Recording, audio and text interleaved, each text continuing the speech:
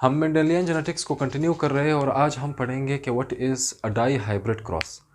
ये वीडियो देखने से पहले अगर आपने इससे पहले वाला वीडियो नहीं देखा तो मेक श्योर कि आप वो ज़रूर देखें, क्योंकि उसके बाद ही आपको ये ज़्यादा बेहतर तरीके से समझ में आएगा।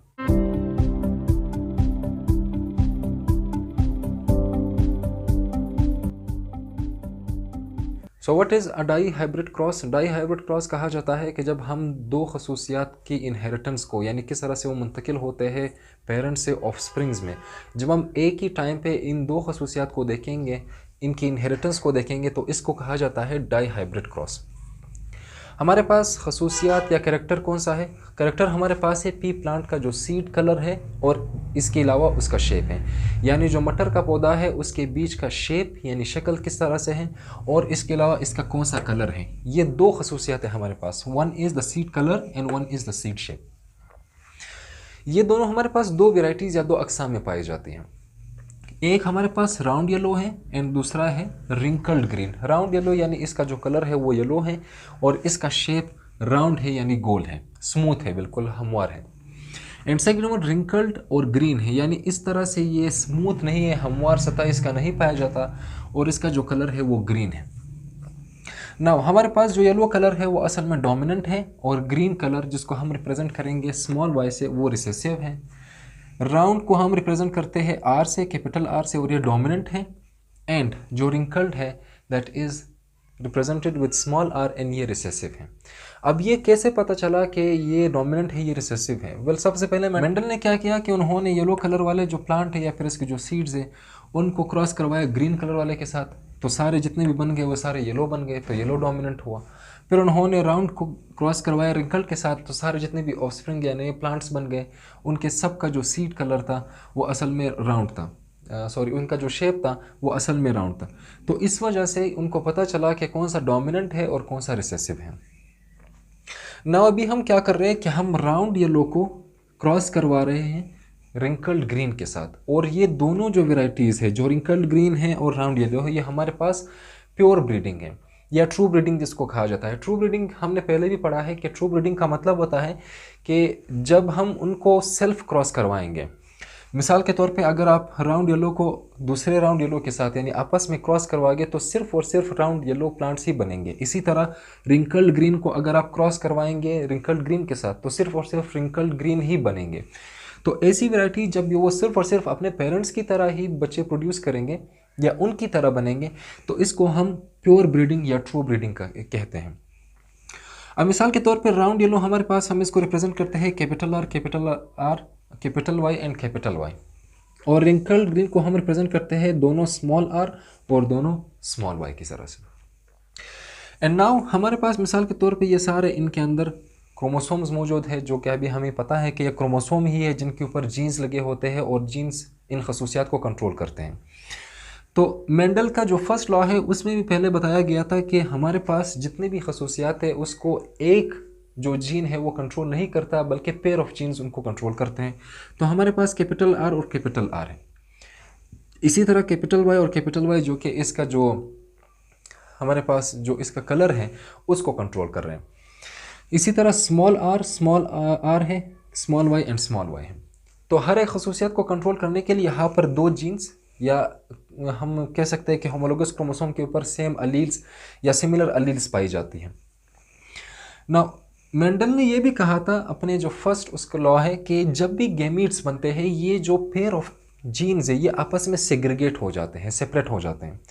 तो हर एक गैमीट के अंदर, गैमीट मेल फीमेल गैमीट्स होती हैं, ये मिसाल के तौर पे स्पर्म और एग हैं, तो हर एक गैमीट के अंदर सिर्फ और सिर्फ एक ही जीन आएगा। मिसाल के तौर पे यहाँ से सिंगल आर आएगा और सिंगल वाई आएगा, और यहाँ से सिंगल कैपिटल आर और single capital Y.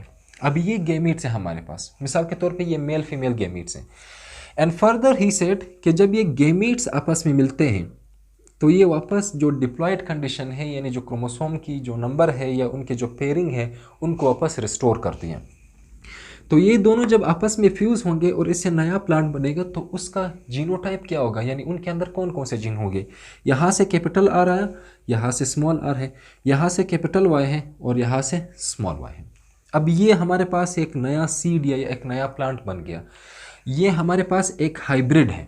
Hybrid, again remember कि हाइब्रिड का मतलब होता है कि जब दो मुख्तलिफ़ किस्म की जो वेराइटीज़ है या अक़साम है, जब उनके फ्यूज़ होने से या उनके मिलने से एक नया प्लांट या एक नया ऑर्गेनिज़म बनता है, उसको हम हाइब्रिड कहेंगे। चूँकि यहाँ पर दो खसूसियात हैं तो हम इसको डाई हाइब्रिड भी कह सकते हैं। अब ये दोनों हमारे पास क्या है, ये पेरेंट्स हैं, तो इसको हम कह सकते हैं कि it is P1 generation. P1 का मतलब होता है पेरेंटल वन, और इससे जो प्रोड्यूस हुआ this is the F1 generation, first filial generation. क्योंकि ये P1 है तो इसका जो ऑफस्प्रिंग होंगे, जो बच्चे होंगे, वो F1 जनरेशन होगा। F1 जनरेशन में आप देखिए कि इसके पास कौन कौन से जीन्स है, कैपिटल R है, स्मॉल r है, कैपिटल Y है और स्मॉल y है। और जितने भी F1 जनरेशन के प्लांट्स जो बन गए वो असल में सारे क्या थे, राउंड येलो थे, यानी उनका जो सीड शेप था वो राउंड था, गोल था, और उसका जो कलर था वो येलो था। अब हम एक सिचुएशन लेते हैं जो कि सपोज्ड सिचुएशन है, यानी फ़र्ज़ किया गया एक सिचुएशन है। इसमें हम क्या करते हैं कि हम ये समझते हैं कि हम ये मान लेते हैं कि अगर ये जो कैपिटल R है और कैपिटल Y है ये एक दूसरे के ऊपर डिपेंडेंट है, इसी तरह स्मॉल r और स्मॉल y ये भी एक दूसरे के ऊपर डिपेंडेंट है। डिपेंडेंट किस तरह से, इन अ सेंस कि हम क्या कर रहे हैं कि self pollination of F1 plants ले रहे हैं। ये जो F1 जनरेशन हमारे पास जो प्लांट्स बन गए, अब हम इसी तरह के यानी F1 जनरेशन को आपस में सेल्फ क्रॉस करवाएंगे। ये भी एक F1 जनरेशन का प्लांट है, ये भी दूसरे जनरेशन का F1 का प्लांट है। मिसाल के तौर पे ये एक प्लांट है, ये दूसरा है, तो इसका आप देखिए capital R small r, capital Y small y, इसी तरह यहाँ पर भी यही तरतीब है। हम कह रहे हैं कि ये जो कैपिटल R और कैपिटल Y है ये एक दूसरे के ऊपर डिपेंडेंट है, इसी तरह स्मॉल r और स्मॉल y ये एक दूसरे के ऊपर डिपेंडेंट है। डिपेंडेंट किस तरह से कि जब इस के गेमीट्स बनेंगे तो गेमीट्स के अंदर क्या होगा कि एक कैपिटल R और कैपिटल Y एक गेमीट बनाएगा, और जो स्मॉल r है और स्मॉल y है वो दूसरा गेमीट बनाएगा। ये हम एक फ़र्ज़ किया गया एक सिचुएशन ले रहे हैं कि ये दूसरे के ऊपर डिपेंडेंट है। ये भी आप देखिए कि कैपिटल R कैपिटल Y है, स्मॉल r और स्मॉल y है, ये भी यहाँ पर दूसरे के ऊपर ये डिपेंडेंट है दोनों। अगर ये कंडीशन होता, यानी आप देखिए कि हमारे पास दो तरह के गेमीट्स बन रहे हैं, तो हम किस तरह के जो प्लांट्स है वो प्रोड्यूस होते हैं। ये कैपिटल R और कैपिटल Y है, ये दो गेमीट्स हमने ऊपर रखे, और ये जो दो गेमीट्स हैं इसको हम साइड पे रख रहे हैं।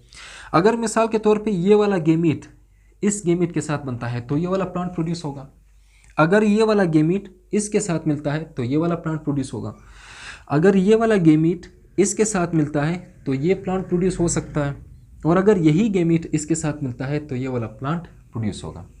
अभी आप इसमें देखें कि ये राउंड येलो है, ये भी राउंड येलो है, और ये भी राउंड येलो है, और ये रिंकल्ड ग्रीन है। तो हमारे पास रेशो क्या बन रहा है, 3:1 के 3 हमारे पास राउंड येलो है लेकिन एक हमारे पास रिंकल्ड ग्रीन है।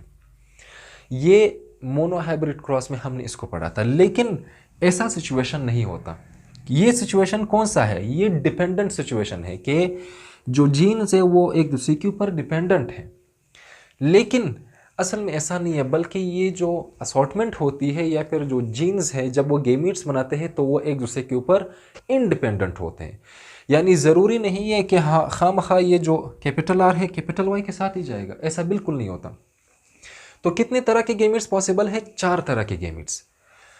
ये कैपिटल R इस कैपिटल Y के साथ जा सकता है, यही कैपिटल R इस स्मॉल y के साथ जा सकता है, ये स्मॉल r इस कैपिटल Y के साथ जा सकता है, और यही स्मॉल r इस स्मॉल y के साथ जा सकता है। तो हमारे पास 4 तरह के गेमीट्स बन जाएंगे। यहाँ पर भी इसके भी 4 तरह के गेमीट्स हैं।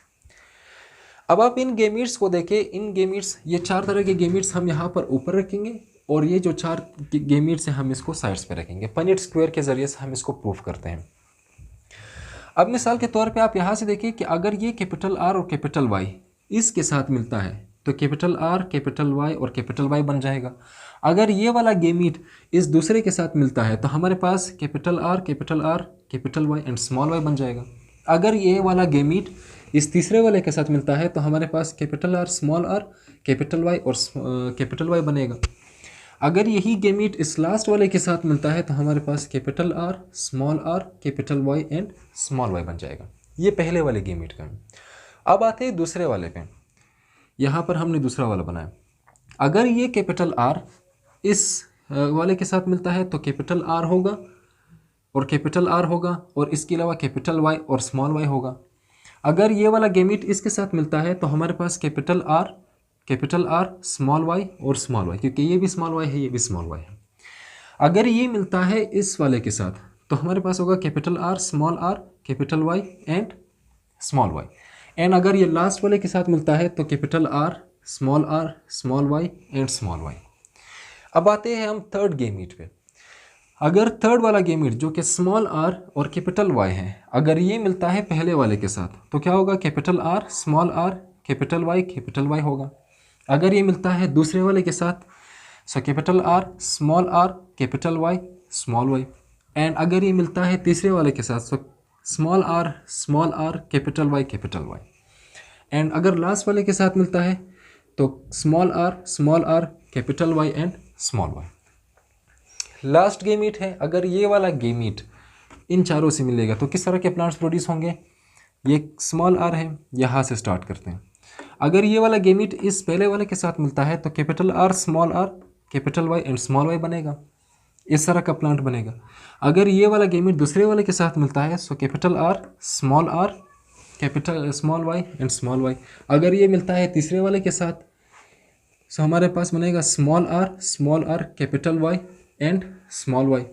एंड अगर लास्ट वाले के साथ मिलता है तो small R small Y and small Y.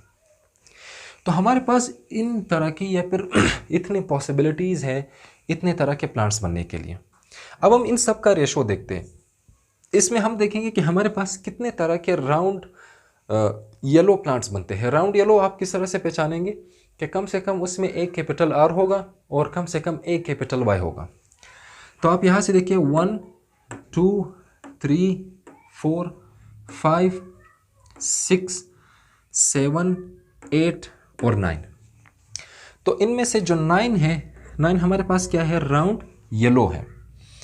एक नई वैरायटी, एक नया जो किस्म है दैट इज़ राउंड ग्रीन कितने हैं, यानी जिसका जो सीड शेप है वो हमारे पास राउंड होगा और इसका जो कलर होगा वो येलो नहीं होगा बल्कि ग्रीन होगा। तो इसको हम कैसे पहचानेंगे कि कम से कम हमारे पास एक कैपिटल आर होगा और जो वाई होंगे वो दोनों स्मॉल होंगे। सो एक हमारे पास ये है 1 2 और इसके अलावा दिस इज़ 3। तो हमारे पास 3 प्लांट्स कैसे बन गए, राउंड है और ग्रीन है। और नंबर थर्ड वैरायटी जो एक नई वैरायटी है इसको हम देखेंगे कि रिंकल्ड येलो होगा। रिंकल्ड येलो का कैसे पहचानेंगे, दोनों स्मॉल आर होंगे और कम से कम एक कैपिटल वाई होगा। तो हम कहाँ से शुरू करेंगे, this is 1 and number 2 and 3। ये 3 प्लांट्स हमारे पास क्या है, दीज आर रिंकल्ड येलो, यानी इनका जो सीड शेप है वो रिंकल्ड है, स्मूथ नहीं है। और इसके अलावा जो इसका कलर है दैट इज येलो। और जो लास्ट वाला है दिस इज रिंकल्ड ग्रीन। अगर हम इनके सीड्स की तादाद देखें तो मेंडल ने जो मतलब एक्सपेरिमेंट किया था उसके अंदर उसके पास 315 जो सीड्स थे वो राउंड येलो बन गए, 108 वो राउंड ग्रीन बन गए एंड रिंकल्ड ग्रीन जो थे दैट इज 101 एंड जो रिंकल्ड ग्रीन थे दैट इज 32। और इसका जो टोटल रेशो हमारे पास बना दैट इज 9:3:3:1। यानी आप यहाँ पर देखिए कि अगर ये एक दूसरे के ऊपर ये जीन्स डिपेंडेंट होते तो रेशो हमारे पास आता 3:1, लेकिन ये इन एक दूसरे के ऊपर डिपेंडेंट नहीं है। और यही है मेंडल का second law that is law of independent assortment. Mendel कहता है कि यहाँ पर जितने भी जीन्स है वो एक दूसरे के ऊपर डिपेंडेंट नहीं है, यानी कैपिटल आर कैपिटल वाई के ऊपर ये एक दूसरे के ऊपर डिपेंडेंट नहीं है, स्मॉल आर स्मॉल वाई के ऊपर डिपेंडेंट नहीं है, न स्मॉल वाई स्मॉल आर के ऊपर डिपेंडेंट है, बल्कि ये सारे एक दूसरे के ऊपर इंडिपेंडेंटली असॉर्ट हो जाते हैं। तरतीब उनकी होती है इंडिपेंडेंट, यानी एक दूसरे के ऊपर ये डिपेंडेंट नहीं है बल्कि गैमीट बनते वक्त ये इंडिपेंडेंटली असॉर्ट हो जाते हैं, यानी बिना किसी के ऊपर इन्हिसार करते हुए या डिपेंड करते हुए ये सारे एक गैमीट्स के अंदर चले जाते हैं। एंड स्टेटमेंट यही है कि अलील्स ऑफ 2 और more different genes get sorted into gametes independently of one another. तो मेंडल इस लॉ को कहा जाता है law of independent assortment. Law of independent assortment again यही कहता है कि जब भी गैमीट्स बनते हैं तो जो खसूसियात होती है उनको कंट्रोल करने वाले जो जीन्स होते हैं वो एक दूसरे के ऊपर बिना किसी डिपेंडेंस के वो गेमिट्स के अंदर चले जाते हैं। This was all for today. I hope कि आपको ये टॉपिक समझ में आया होगा। मिलते हैं अगले लेक्चर में। अल्लाह हाफिज़।